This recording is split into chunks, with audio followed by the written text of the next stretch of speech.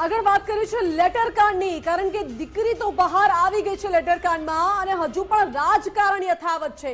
Letter કાંડના આરોપીઓની મુશ્કેલીમાં વધારો થયો છે. તમામ 3 પુરુષ આરોપીના જામીન તો નામંજૂર થઈ ગયા. અમરેલી સેશન્સ કોર્ટે મુખ્ય આરોપી સહિતના જામીન નામંજૂર કર્યા છે. મનીષ વઘાસિયા, જીતુ ખાતરા, અશોક માંગરોળિયાના જામીન નામંજૂર કરવામાં આવ્યા. જ્યારે ગઈકાલે પાટીદાર યુવતી પાયલ ગોટીને જામીન મળી ચૂક્યા છે. આરોપીઓના જામીનની દલીલો સાંભળીને આજે સુનાવણી થઈ હતી. સેશન્સ કોર્ટે તમામ 3 આરોપીઓને જેલવાસ લંબાવ્યો છે.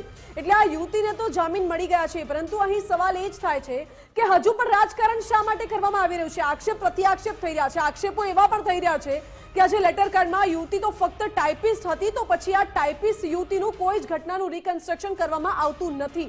શક્તિસિંહ ગોહિલ આવું બોલ્યા છે. બીજી વસ્તુ, શક્તિસિંહ મુખ્ય વાત એ પણ બોલ્યા છે કે જ્યારે ભાજપના આંતરિક જૂથવાદ ચાલતો હોય ત્યારે આ દીકરીને ફક્ત ને ફક્ત હાથો બનાવવામાં આવી છે અને એમાં આ દીકરીનો ભોગ લેવામાં આવ્યો હોય તેવું પણ શક્તિસિંહ બોલ્યા છે. એટલે આ તમામ આરોપો શક્તિસિંહે કર્યા છે અને એમાં આક્ષેપ પ્રત્યાક્ષેપ થઈ રહ્યા છે, કારણ કે ભાજપના આંતરિક જૂથવાદના કારણે ક્યાંક ને ક્યાંક આ પાટીદાર દીકરીએ જેલવાસ ભોગવવાનો વારો આવ્યો હોય. સમાજની વચ્ચે, લોકોની વચ્ચે જે પોલીસે ઘટનાના રિકન્સ્ટ્રક્શનનું નાટક કરીને જે મીડિયા સમક્ષ યુવતીની ઓળખ છતી કરી છે તે ખૂબ ખોટું થયું છે. આ તમામ વાતો સામે આવી છે રાજનીતિમાં પણ.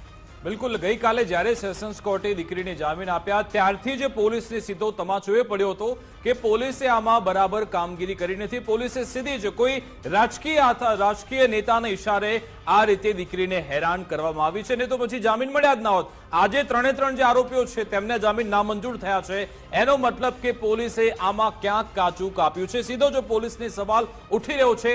પરંતુ સૌથી મહત્વની બાબત, ગઈકાલે દીકરીને જામીન મળ્યા, દીકરી જેલથી બહાર આવી પછી તેમણે કહ્યું કે સત્યમેવ જયતે. પહેલા શબ્દો પાયલ ગોટીના આ હતા અને જ્યારે તેમને પૂછવામાં આવ્યું કે તમે આ બધી બાબતે શું કહેવા માંગશો, તરત જ આખું સુકાન જેનેબેન ઠુમ્મરે, કોંગ્રેસ નેતા જેનેબેન ઠુમ્મરે આ સુકાન સંભાળ્યું. પછી કહ્યું કે દીકરી અત્યારે સ્થિતિમાં નથી કે કોઈ નિવેદન આપી શકે. આવતીકાલે એટલે કે આજે બપોરે 12 વાગે પ્રેસ કોન્ફરન્સ કરશે, પરંતુ આજે પણ એ પ્રેસ કોન્ફરન્સ થઈ નથી.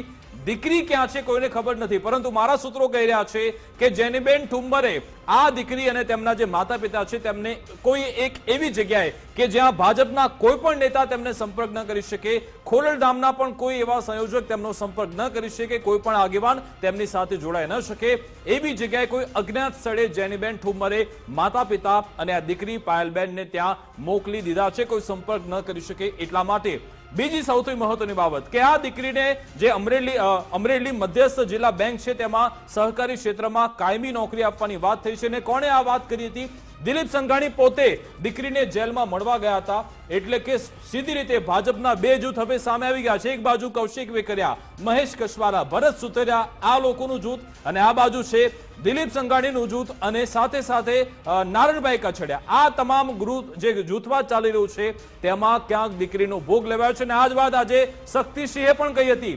ગુજરાત કોંગ્રેસના પ્રમુખ શક્તિસિંહે કહ્યું કે આ બંનેની લડાઈમાં, એટલે કે ભાજપની અંદરોઅંદરની લડાઈમાં દીકરીનો ભોગ લેવાયો છે. શક્તિસિંહે શું કહ્યું તે સાંભળ્યું.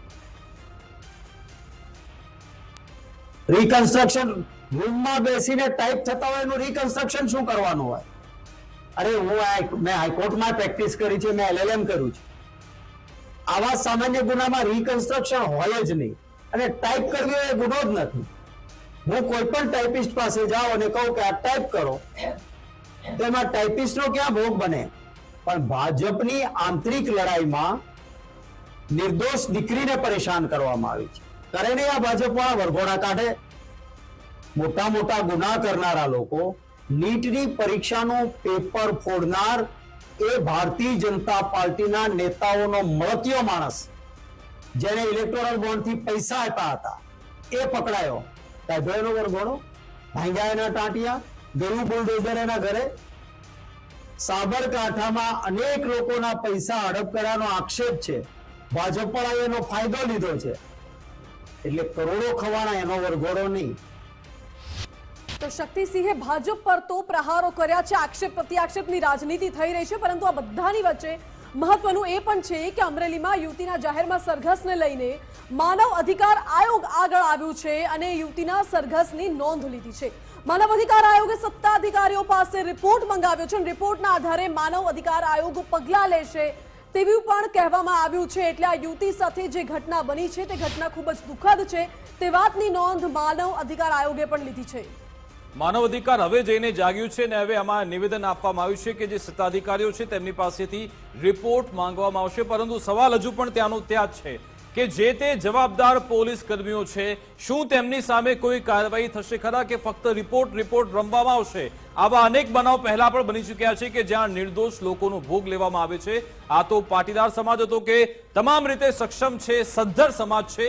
જો કોઈ એવો સક્ષમ સમાજ નથી ને તેની દીકરી સાથે કે તેના પરિવારના કોઈ પણ વ્યક્તિ સાથે આવું થયું હોય તો શું તેને કોઈ ન્યાય મળશે ખરા? આમાં તો આખો પાટીદાર સમાજ દીકરીની સામે આવીને ઉભો રહી ગયો। મીડિયામાં પણ સતત તે મામલે સવાલ ઉઠાવવામાં આવે ત્યારે જઈને હવે માનવ અધિકાર આયોગ જાગ્યું છે અને સાથે સાથે આવી કામગીરી, આ રીતની બેદરકારી, આવી રીતે હેરાન પરેશાન કરવા, પ્રતાડિત કરવા, પોલીસ આવી રીતે હેરાન કોઈને ન કરે। શું ડીજીપી તરફથી પણ હવે કોઈ આવો સંદેશ આપવામાં આવશે ખરા? તે સવાલ ઉઠતો રહેશે, કારણ કે હજુ સુધી આમાં કોઈ પણ પ્રકારના એક્શન પોલીસ સામે લેવામાં નથી આવ્યા।